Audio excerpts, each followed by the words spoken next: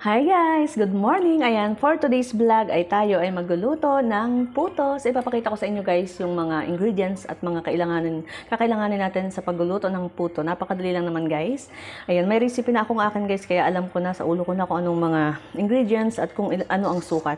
So, sa pagluluto ng puto guys, may sukat talaga yan. Para naman yung lasa ay maintain. Ayan, so ipapakita ko sa inyo yung mga ingredients na ginagamit ko.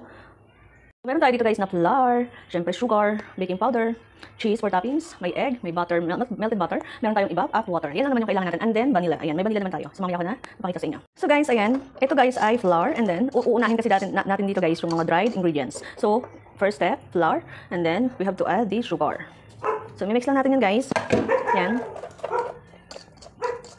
Pamaramihan tong puto guys, pagka kayo ay gagawa, pamaramihan to. Meron din naman na pwedeng 1:1 lang, 1 cup flour, 1 cup sugar. So ito pamaramihan yung ginawa ko para pwede naman itong ilalagay sa ref, tapos kinabukasan gusto mo ulit magputo, ay meron ka na mixture. Hindi naman ito masisira, mga ilang araw pa naman ito bago ito masira. So susunod natin guys dito ang ating baking powder.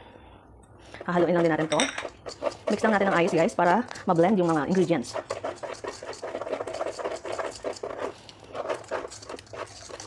Pagkatapos ito guys, ilalagay na rin dito natin yung ating ibap.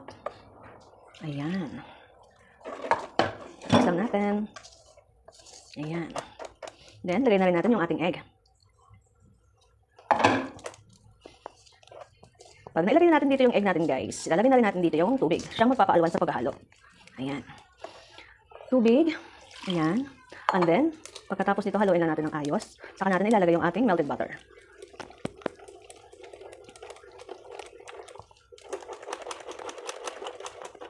Hindi naman talaga basta-basta magluto ng mga ganitong pang merienda guys. Talaga naman nakakapagod at kailangan ng puwersa sa paghahalo.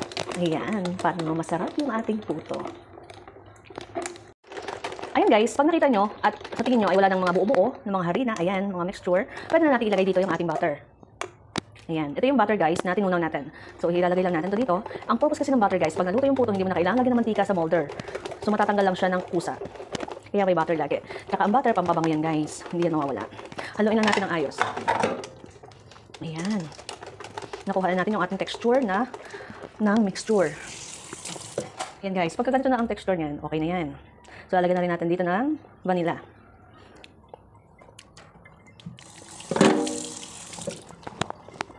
Maglalagay na rin ako guys dito ng vanilla natin. Pampabango naman to guys. Ayan. 1 teaspoon lang ako pag naglalagay ng vanilla. And then, haluin lang natin. Pag naparami kasi guys yung vanilla natin, ito kasi yung nagpapakait sa ating luto. So, kailangan konti lang. Yung umamoy lang, no? Ayan. Ngayon na uli ako nagputo. Mahilig ako sa puto guys eh. Medyo matrabaho lang talaga to. Ayan. Mix lang natin. At ayan na nga. Nakuha na natin. Wala nang buo-buo. Ayan, wait lang. Merong lumutang na something. Carrots yata. Kasi ako yung nagayat kanina ng carrots guys. Okay lang yan. Flavor pa yun. Joke charot. Ayan. Nakuha naman natin yung ating mixture na hinahanap. So, okay na to guys. Ready to luto na to. Ayan.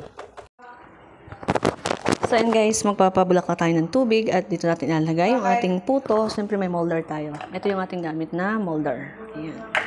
Guys, nilagyan muna natin ng kunting mantika itong lagayan guys para hindi siya kumapit. Although may butter tayo. Kunting mantika lang naman. Hindi naman yung sobrang dami. Ayan. Nabilisan to guys. Ba't na ako may nakatulong? Si Alay. Ayan. Ilalagay ko na. Ito po ang ating, pasensya na po sa buko ko. Ito na yung ating holder. So, lalagay ko na to guys. So, ayan o. Lalagay ko na yan. Ay, akin na pagkakain na puti. So, ayan. So, lalagyan natin guys. Ito. Ito. Parang dito na yung mga guys ha. Mga kunti lang kasi aalsa pa to. Ha? Ayan. Uy, hindi okay na go. Ayan. Kasi pag ako guys magluto ngayon. Weather lang talaga yan. weather lang talaga kasi pagan. Magluto ng mga guys ng kakanin. Craves. Ano yan? Craving satisfied.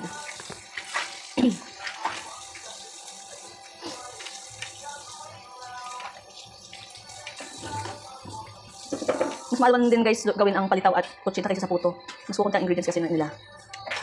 Meron naman ako guys na tutorial how to make kutsinta sa aking YouTube channel, Idols Kagala TV. Pwede nyo po i-visit. Para naman magkaroon ng views, charot.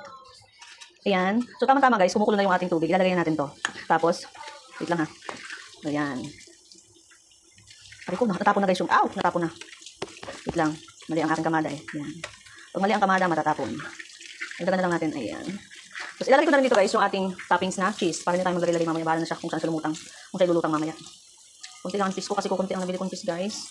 Ayan. Kainin lang namin guys to. Ayan. Yan, may nahulog. Nahulog sa lantis. Hindi sabit na. Ano ba yan? Kasunod marami ng cheese. Mozzarella. Masarap mozzarella, no? Yan guys, oh. Yan. So, yan guys, oh. So, ilalagay natin ito guys. Ayan, oh. Ayan natin sa kumukulong tubig. Tapos tatakpan lang natin guys. Kukunin ko lang yung panakit. So, yun guys. Tatakpan natin siya guys. Before natin i-cover. Siyempre, babalutan natin siya ng towel para hindi ito ma-store. Ayan. So, let's go. Yan guys, oh. Para hindi ito ma-store guys. Kaya lang may balut ng towel. Ganyan lang ako magawa. Ganyan lang ako magawa guys ng puto. Kailangan balutan ng towel yung takip para hindi mag-moisture guys. Ayan. So, mamaya ko ito pakita pag luto na guys. Siguro ito mga 25 minutes lang guys. So, 30 minutes okay na. Guys, luto na ang ating puto. Ayan. Ginamitan ko na siya ng toothpick guys. Pag wala nang nadikit ay luto na. Ayan o. So, ayan na guys. Yung ating puto luto na. Yahoo yahoo. Ayan guys o. Oh, luto na ang ating puto. Bilis matanggal. Ayan guys o. Guys, kita ng puti. Puti-puti.